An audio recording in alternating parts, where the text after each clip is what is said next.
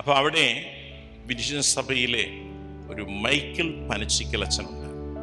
അച്ഛൻ ഒരു ദിവസം ഒരു പേപ്പറിൽ കുറേ വരികൾ എഴുതി പ്രേയർ കഴിഞ്ഞ് ഇറങ്ങുമ്പോൾ എൻ്റെ അടുത്ത് കൊണ്ടുവന്നു. ഇംസുട്ടി ഇവിടെ ഇരുന്ന് ഇതൊന്ന് നോക്കാൻ പറഞ്ഞു.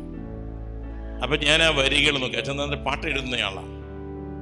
അപ്പം കുറച്ച് കഴിഞ്ഞപ്പോഴത്തേക്ക് ഞാൻ അച്ഛനെ നോക്കി. ഞാൻ പറഞ്ഞു, അച്ഛാ ഇത് ഭയങ്കരമായിരിക്കുന്നല്ലോ. എല്ലാവർക്കും ഒന്നും കാണിച്ചു കൊടുത്താൽ മനസ്സിലാകത്തില്ല.